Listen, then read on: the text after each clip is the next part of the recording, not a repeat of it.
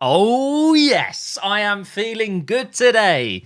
There is nothing like winning the first game of the weekend, especially when it's a North London derby. 3-1, a stupid penalty. We've gifted them a goal and then, they had a couple of chances, but realistically, we've dominated, absolutely dominated this game against Tottenham, and London is red, or at least North London is red. Actually, no, London is red because we are top of the table and we look like the real deal at the moment, don't we? So we've got so much to get through. A couple of things I want to talk about first. Let's start with Tottenham. Let's get the rubbish stuff out of the way.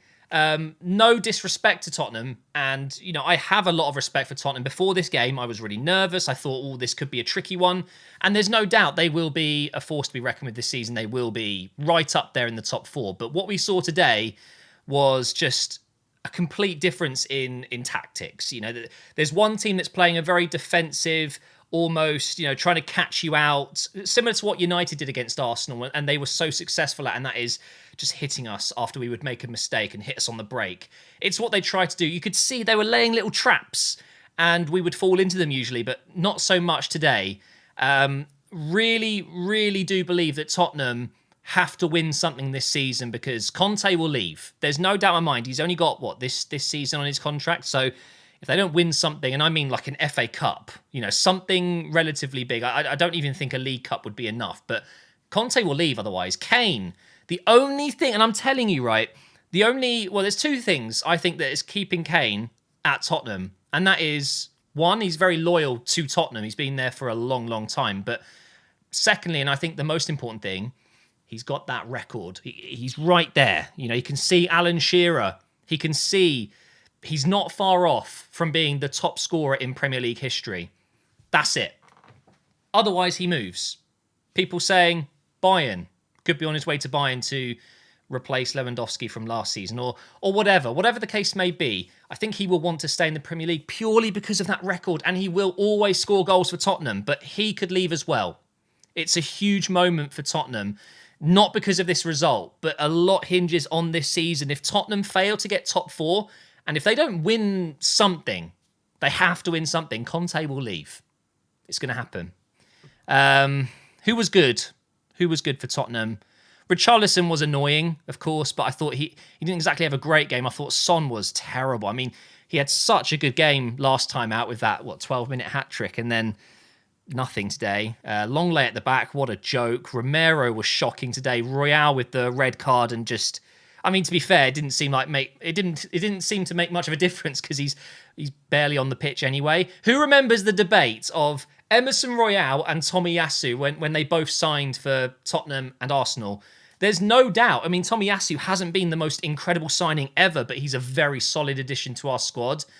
I see week in, week out Royale being pooped on by their player base, their fan base. So that's enough about Tottenham. Can I just start with the Arsenal review portion of this video? This man right here, without Partey, I'm worried because he's that good. He is absolutely unreal. He was everywhere today. He was my man of the match. I think Granit Xhaka got given the man of the match, or was it Jesus in the end? Jesus. But Partey, by far, for me, was the best player on the pitch. Unbelievable. Let's talk about Gabriel. I think one of the negatives of today was that, Gabriel gave away a silly penalty, just an unnecessary challenge. And of course, it had to be Richarlison. My God, I hate him. Great player, Richarlison, but he's so annoying. He's just annoying, isn't he? He gets under your skin. Gabriel, it's a very delicate situation. Someone said to me, and I think I've got it in one of the comments coming up, if Gabriel wasn't left-footed, would he be in the squad or, in the first team? It's a very good question because I truly believe, Ben White was incredible today, but he's playing out of position. We all know he is going to be better at centre-back. Let's say Ben White was left-footed. I think he starts next to Saliba. I think Gabriel has been a little bit suspect at times this season. I thought he was a bit weak against United as well. I don't know, maybe it's harsh, but I feel like, Gabriel is kind of given that position in the team purely because he offers that balance, being left-footed. He is very physical. He gets goals for us as well. And I'm not saying he shouldn't be in the team, but it's definitely something to think about. I do anticipate at some point White will need to play at centre-back again. But one player we just cannot move, Saliba. I think actually for me, out of all of the new players that have come in this summer, we're talking Zinchenko and Jesus, of course, as well. They've made such an impact. But Saliba, I mean, he's basically a new signing for us. And I'm struggling to think of one defender in the Premier League that has had such an impact in their first 7, 8, 9 games for the club. I think Van Dijk at Liverpool is a good example. He instantly made an impact, but I mean, it's unreal. He is that good. I think he's the best young centre-back in the world right now. There is a stat. He hasn't been dribbled past successfully once in this season so far. 720 minutes of football. Not once has he been dribbled past.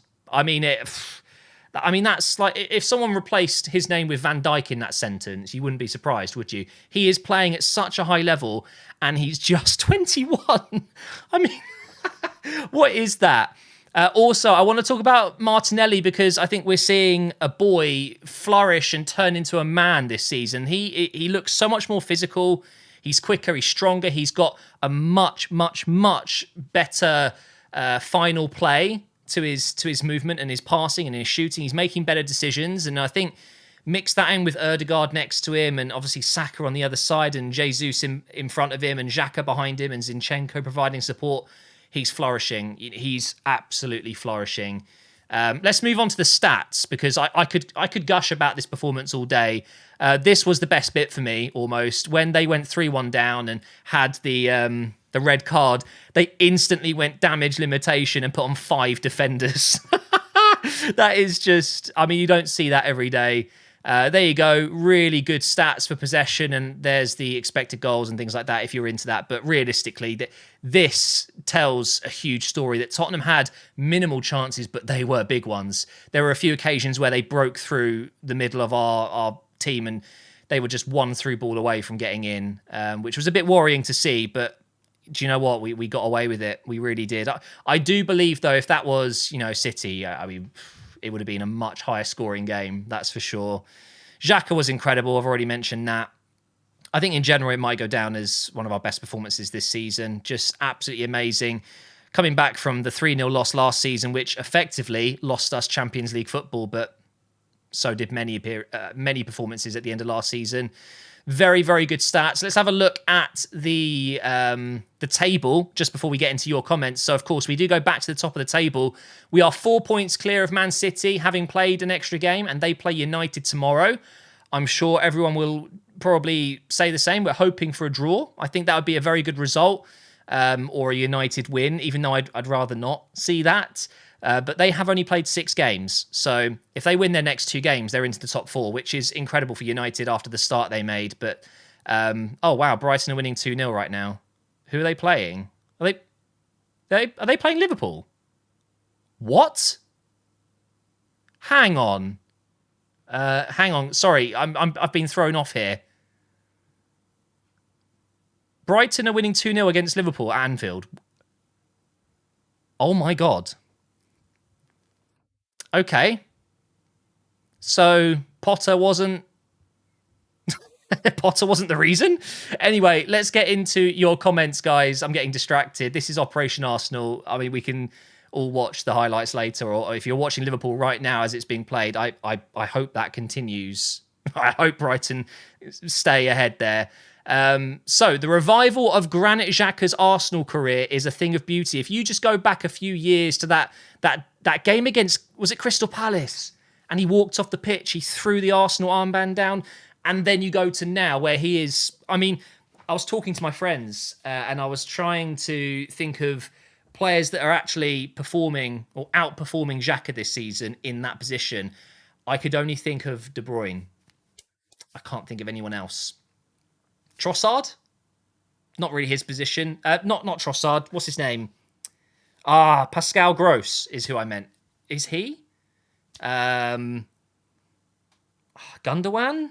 It's a really tricky one, that, because I genuinely believe Granit Xhaka is performing at a very, very high level. Like, top 3 centre mids in the Premier League right now. Just unbelievable. And I'm here for it because I was one of the people that would be fuming at Granit Xhaka, and I think he was playing in a very important role in that DM role, and he wasn't quite right for it. You see the difference with Partey there. Next comment. Who was that from, by the way? JP. Thanks for your comment. Ryan says, Arsenal is very good. It's safe to say it now. I loved this comment because people are scared to admit it, including Arsenal fans. We're not getting ahead of ourselves. Well, most of us aren't. I still think, winning the Premier League is way, way, way too far away from us. I don't see that happening, especially with how good City are. But 100%, we have to finish in the top 4 if we keep this up. No doubt about it. But we are a seriously good team. We're well coached. Then we have one from Austin. North London is red. Nothing beats this feeling. Yes, we were close in terms of points pre-game, but Arsenal are levels above Spurs. Special mention to Partey, who was colossal today in midfield. He just came back from an injury as well. And Saliba as well. With both in this squad, we are twice the team, top of the league. Yeah, so if, we've got, another 8 games in 3.5 weeks now. It's mental. It's a game every 3 days on average or something like that.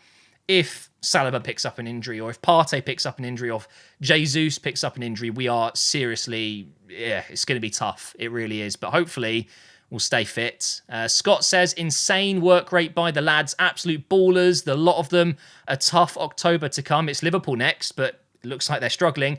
Looking forward to watching more of this process coming together. Yes! The process. It's happening, guys, right in front of us. And then lastly, AFC Shamish. Top performance all round. Props to Arteta making us come out in the second half the way we did. Xhaka is one of the best midfielders in the league. Should be in the league right now. Obviously, things can change with Granit Xhaka. This is just a great burst of purple form, and I'm loving it. Talking of purple form, I just watched the F1. You know how they get purple sectors if they're the quickest on the track? It's kind of like that right now with Xhaka. He's one of the best right now. It could go down. It could go back up. Who knows? I love this comment because when we conceded the penalty and it went to 1-1, you could see just like that. It wasn't like our heads dropped, but the confidence that was there just wasn't. And we weren't playing that free-flowing football.